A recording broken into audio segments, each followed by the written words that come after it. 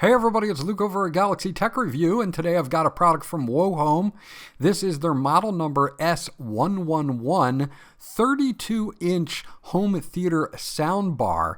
Now this is a 2.2 channel soundbar, so you're going to get a left speaker, a right speaker, and a left and right subwoofer built in. Now the cool thing about this soundbar is it's in its traditional state where you can have it set on the bottom or in front of your TV, but you can also twist this apart and you can set it up on stands on either side of your setup as well. We're going to dig into this now, and I'll be right back.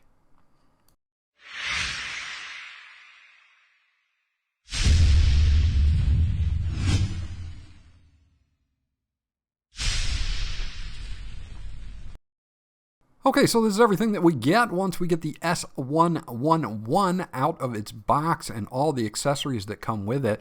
Now you can see it's kind of a two-part soundbar, and this makes this one a little bit more unique. It's not just a 32-inch soundbar by itself. It can be set up to be on either side of your TV, and it comes included with stands, which I'll show you in just a second. Now it's got some grooves here, and you can line these up. And once you line them up, you just twist to lock it into place. So we're going to line this up and then twist to lock it into place. Now it's your standard 32-inch soundbar here, and that is how that will be set up. Now, of course, we can set this up as individuals as well to go on the left and right side of your TV as well. So that is a pretty unique thing that I like. Now, this is a 2.2 channel, so you have a speaker on the left, a speaker on the right, and also a subwoofer on the left and a subwoofer on the right, making it 2.2 channels. You can unhook this and set them up to these base plates here and have one on either side of your TV, depending on the room of your setup. You can do that as well. Now, of course, you do get a plug-in here for power. This is going to be a two-prong, two-barrel plug to power the S111, and you're going to have to keep it plugged in for it to be working because it does not have batteries inside it. Now you do get two cables here, and these cables are going to be to connect the two sides of the soundbar to deliver LED and power from the main side, which is the right-hand side, to the left side. Now when you're in this mode, the short cables will work, but if you want to set it up in a side-by-side mode, a left channel on the left side of your TV on the stands, they give you a longer cable as well, so you can run it behind your TV. They've got you covered there for both modes. Now we get a legacy cable here for your audio. It's going to be a 3.5 millimeter to the red and white, right and left audio here. If you have an older TV, you're going to see this a lot. And this would work in a pinch if you don't have optical or you don't have anything that supports HDMI-ARC. Speaking of optical, they do include an optical cable here for setting this up, and you're going to have to remove the plastic tabs there from the top, and you can go optical from the S111 to your TV, and then you'll go into your TV, of course, and change for optical. And then they do give you an HDMI cable if you're going to be doing HDMI-ARC, and if that is just going to plug from the right-hand side of the S111 to the HDMI on your TV, and it should automatically pick it up, but then you may have to go in, depending on your TV, and set that as well. So those are the three different wired modes that we get. We also get Bluetooth with this, and we do have a full-fledged remote here that's going to control the lights on the soundbar. It's going to control your bass boost, your EQ, and it's going to be able to pause and play. You're going to be able to control the volume and mute, of course, and power. It takes two AAA batteries that are not included, so just make sure you have a few on hand. Now they do give us some documentation here. Do not kink the optical cable. Make sure that you do not bend the optical cable. That will destroy it, basically. And again, when you're using optical, you're probably going to have to go into your audio or sound settings and make sure you set your setting to PCM and audio out or digital out settings. And this is going to be different for everybody's TV. I'm going to show you on an older TV that I have that does have optical to give you an example in just a few moments. But that is the gist of it for hooking up your optical. Now, HDMI-ARC is going to be the same way. Some TVs, older TVs, will not support it. Most newer ones do. So you can adjust the settings per your TV.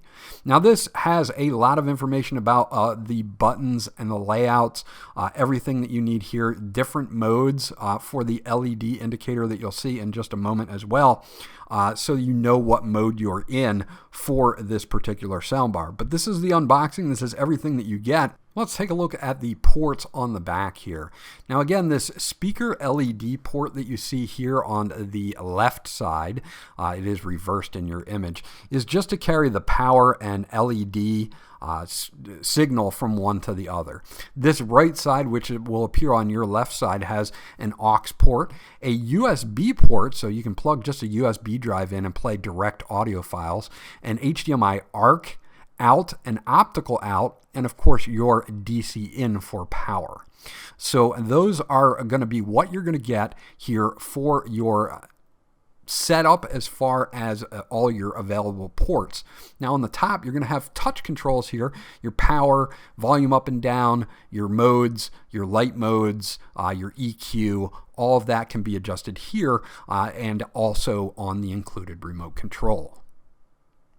Hooking up the speakers is going to be super easy here. Again, if I want to have them in stand mode here, I just have to take the longer cable and I just have to plug it into that LED port there. It's called speaker and LED. They have a little ridge on them that point in to an arrow, and that's as easy as it is to connect both halves of the speaker together. Again, if you're going to have this in a soundbar type traditional mode, you're going to use that smaller cable, but if you want to spread this out, just use the longer cable and you're good to go. So the only other thing left to do now is plug in the power, which is at the top on the right hand side. So we plug our power in and we are ready to go. The only thing left to configure at this point is our audio out to our TV, whether we're going to use HDMI-ARC, optical, or we're going to use a Bluetooth device or even an aux device if you want to. Older TVs, you might get saved by that aux device, but I probably wouldn't use it, but at least it's there in case you need it. Okay, so once you fire this guy up, it's going to automatically be in this BT mode, which is Bluetooth. You can obviously change this mode either by the button on the top or using the remote control, and you can see that we've got some light effects going on in the back. I'm going to quickly cycle through some of these so that you can see this, just to give you an idea of what some of the light modes are. You can cycle through C1, C2, C3, C4, C5, C6, and C7. C7 being the one that will actually follow the music. I'll have those modes up on the screen so that you can check them all out. If we flip it around, you can see what some of these modes look like directly. So let's just cycle through some of them. And we can change the colors on these as well. So if you want a certain color, you can always change it to that as well. As you can see, I'm cycling through those now, and you can see that you can kind of set it to the mood that you would like, depending on what you're really interested in setting up. Okay, so here I've got an older TV, but it still has optical, so I'm going to use that for my demonstration. Now, when you're using these optical cables, make sure to remove the plastic tops off of these, and be very careful when you're plugging these in. You do not want to bend the cables. I also have HDMI ports on this, of course, but it does not support HDMI-ARC, and I do have legacy left and right audio cables as well for aux, but I'm going to use optical for the demonstration. But this is how you would set it up. If you were going to use HDMI-ARC, you'd just go HDMI to HDMI. If you're going to use the aux, you would go aux out to the left and right, which is going to be your white and red cables. So there you go. Hooking it up via optical is super simple. Now we're going to go to the demonstration. I left the lights down so that we can test the LED. We're going to play back this music here, and this is on my standard TV speakers.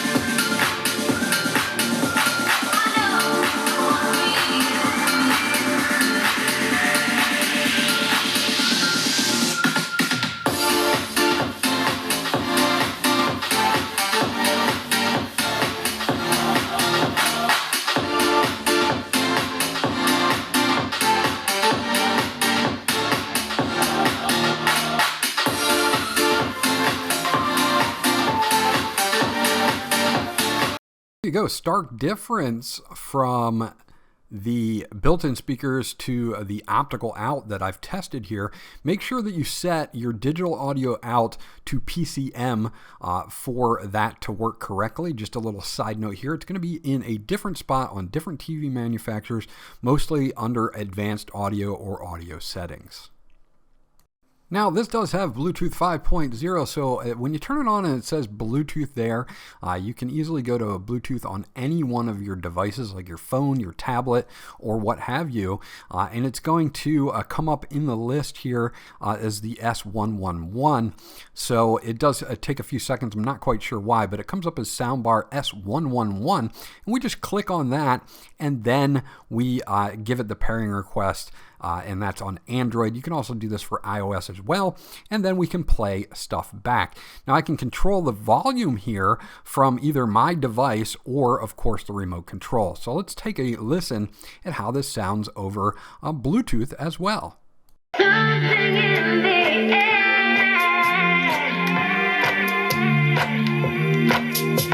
I know you want me.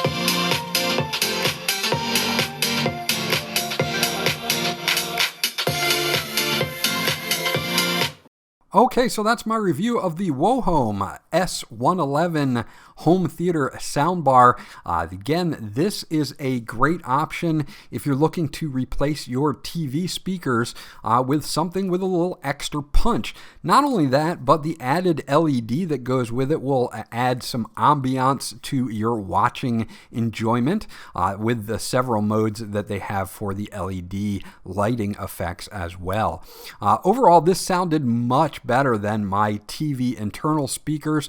The fact that you get a remote control with this, you can use this as a 32-inch soundbar in front of your TV, or you can separate it and use it on either side of your TV as well, makes this pretty versatile in my opinion. Overall, I think a Wohome has a definite winner here, and I'm going to give it a thumbs up myself. This was Luke from Galaxy Tech Review. I hope you enjoyed my review, and I'll check you guys out on the next one.